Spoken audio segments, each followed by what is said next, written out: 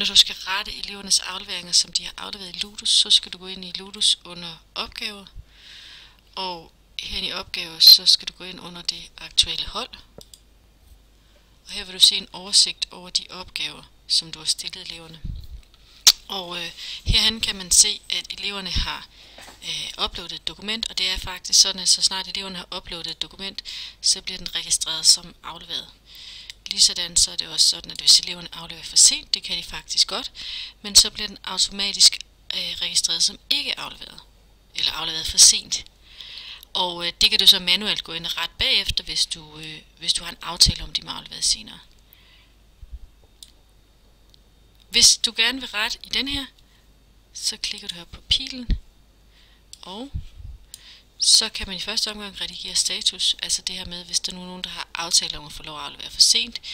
Hvis vi ser, at det var her, så klikker man lige på den og vælger afleveret rettidigt i stedet for. Så er den altså godkendt. Eller den her, der hedder afleveret for sent, som er grøn, men altså er stadigvæk er godkendt aflevering, men bare kommet for sent.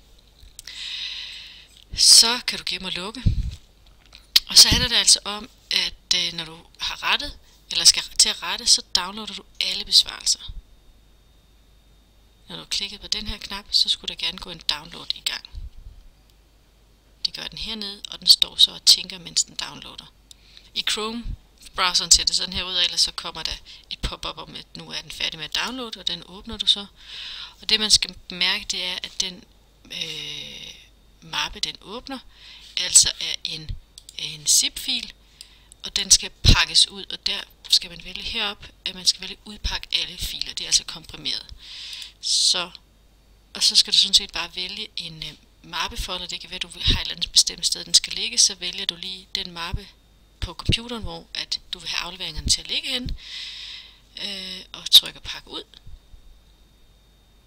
Og så går den i gang med at pakke ud, og når du har klikket af her, jamen så åbner den mappen med de udpakkede filer, så snart udpakningen er færdig. Og her har jeg så alle de udpakkede filer, dem kan jeg altså gå ind og åbne og rette, og som I kan bemærke, så så sætter Ludus automatisk elevnavnet forrest i filnavnet, så de har altså elevernes navne på. Når du er færdig med at rette alle dokumenterne, eller bare nogle af dem, så markerer du alle sammen. Det kan du enten gøre ved at trykke Ctrl A, så markerer du alle sammen. Hvis der er så nogen, du ikke vil markere, så holder du lige Ctrl-tast nede.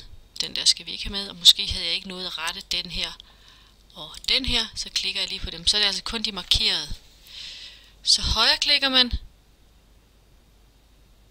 og vælger send til, og en zip-komprimeret mappe. Altså så pakker man lige alle filerne sammen igen.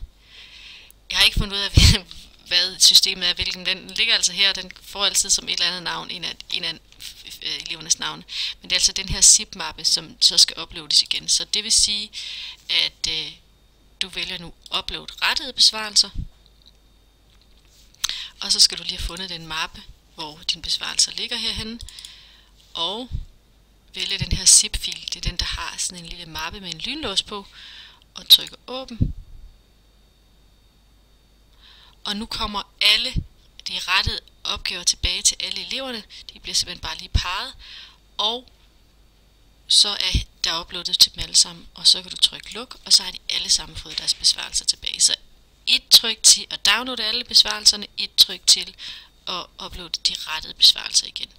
Så hvis der var nogen, du ikke havde med i første omgang, så er du selvfølgelig nødt til at gå ind og lave en zip-fil for dem, som vi lige sprang over, og så kan du uploade dem igen bagefter.